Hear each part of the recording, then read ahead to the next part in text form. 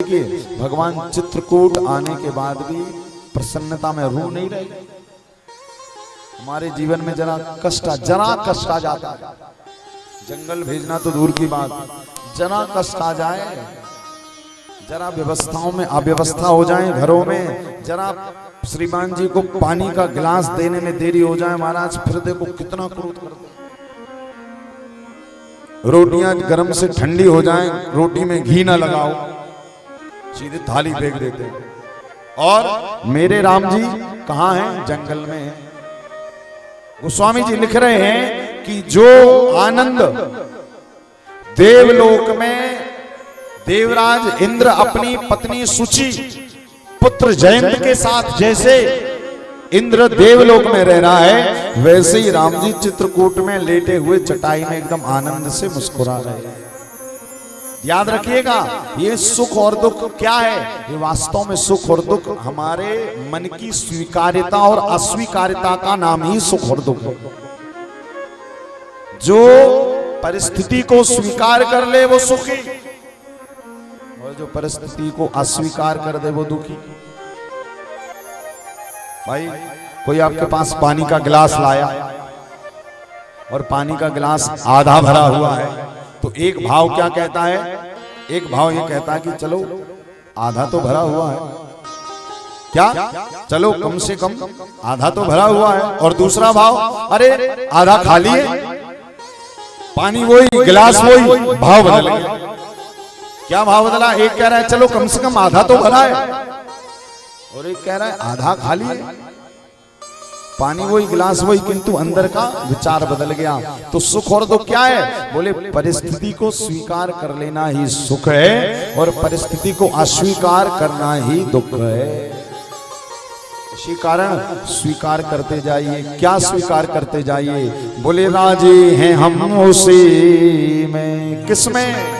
बोले जिसमें तेरी रजा है। राजी हैं हम उसी में, राजी हैं हम उसी में, जिसमें तेरी रजा है। सारे जहां के मालिक, सारे जहां के मालिक, एक तेरा आसरा है।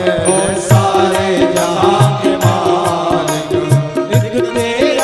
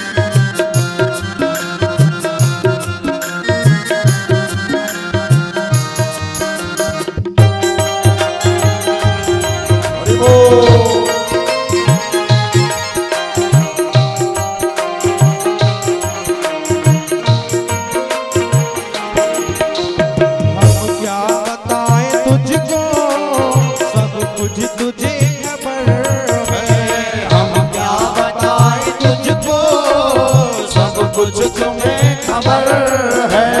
हम क्या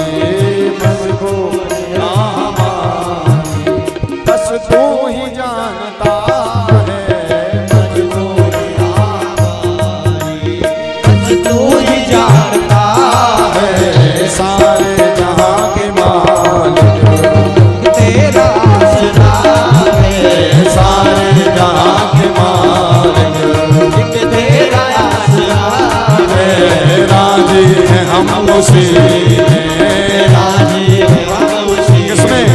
अरे राजी हैं हम उसी में, राजी हैं हम उसी किसमें?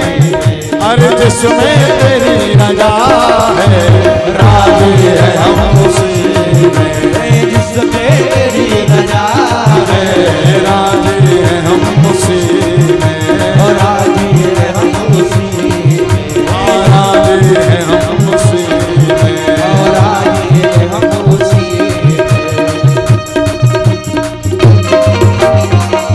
किसमें राजी हैं?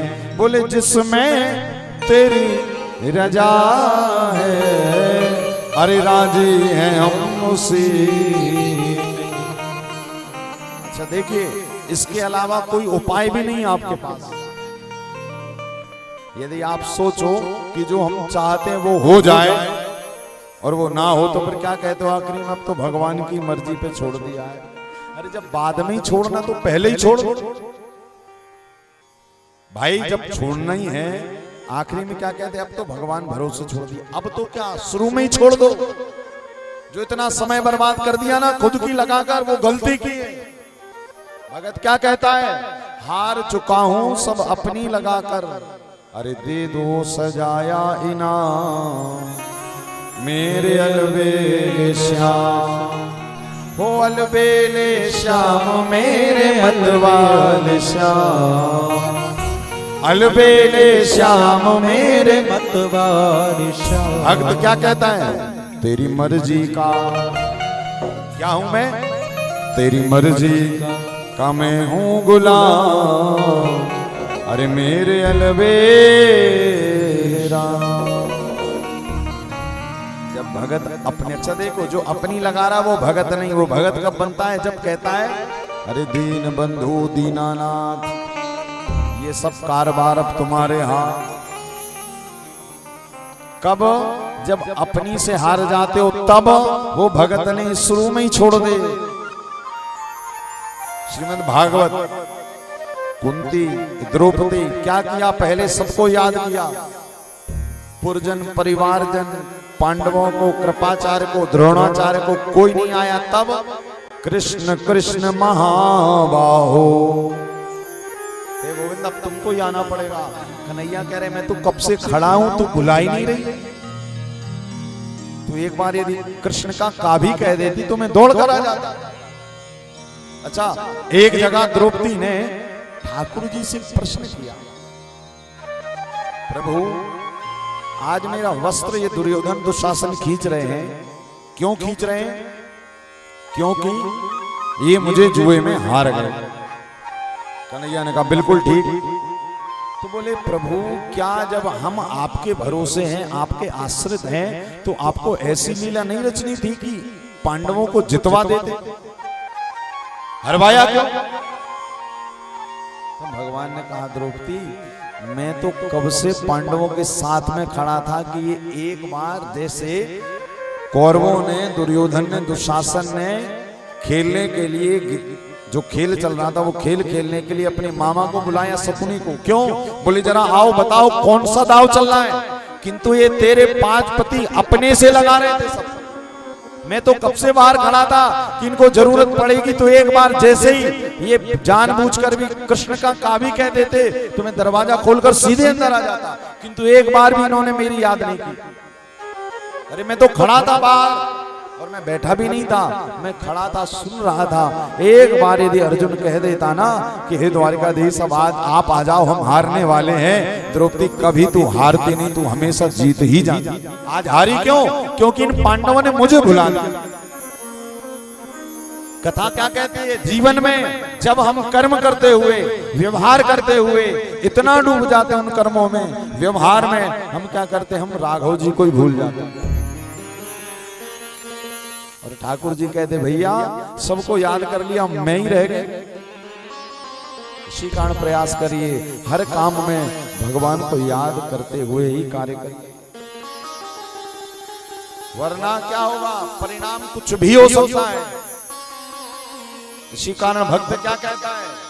हार चुका हूं सब अपनी लगाकर, अरे दे दो सजाया इनाम मेरे अलबेले राम।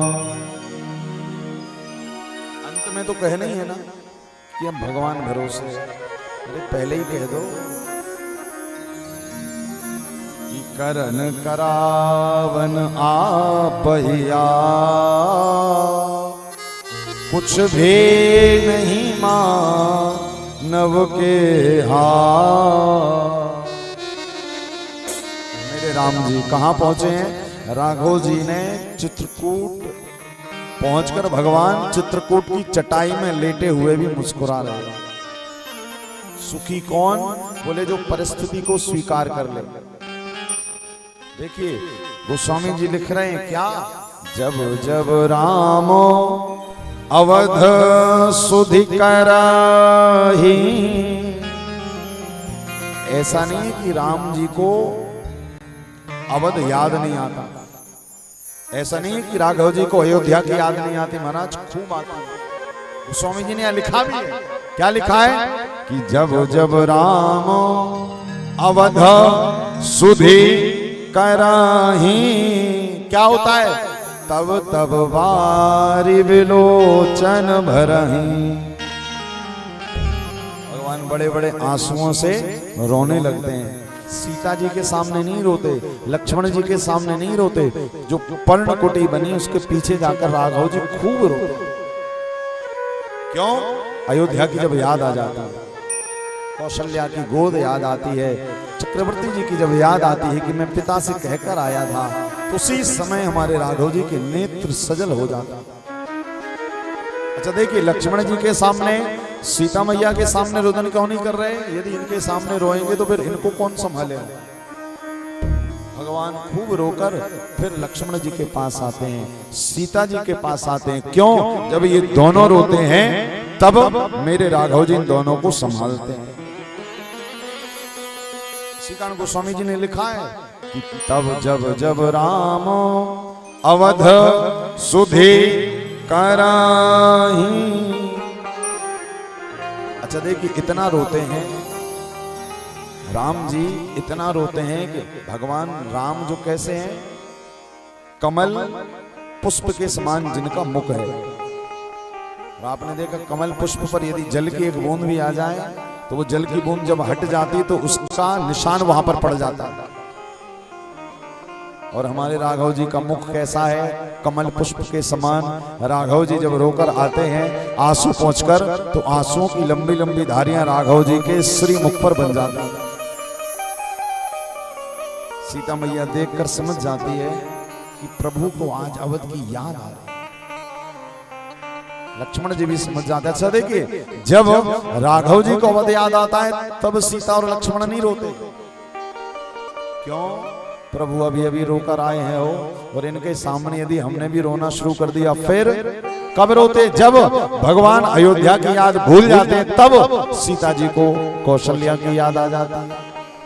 उसी पल लक्ष्मण जी को भी अपनी मां सुमित्रा की याद आ जाती है, चक्रवर्ती जी याद आने लगते हैं, और अयोध्या की वो सरयू मैया का तट याद आने लगता है। भगवान के साथ जो बाल लीलाएं खेलते थे वो याद आने लगते हैं, और मेरे राघव को भरत की याद आने लगती कि भरत जब अयोध्या आएगा तब भरत की क्या गति होगी। क्या भगवान को चिंता हो रही? जब भरत मेरा अयोध्या आएगा तब उसे पता लगेगा कि राघव जी अब अयोध्या को त्याग कर चले गए, क्या गति होगी मेरे भरत की। ये सोच सोचकर राघव जी रोते। देखिए यहां पर गोस्वामी जी अब कथा को जरा मोड़ रहे हैं। अभी तक तो भगवान के वन का, भगवान की वन लीला का सुहावना दृश्य गोस्वामी जी ने प्रकट किया। भगवान वन आकर भी दुखी नहीं है। अब कथा कहां जा रही है? वापस अयोध्या में। क्यों? क्योंकि जहां राम जी हैं वहां अयोध्या है, और बिना राम जी के अयोध्या भी बीहड़ के समान है।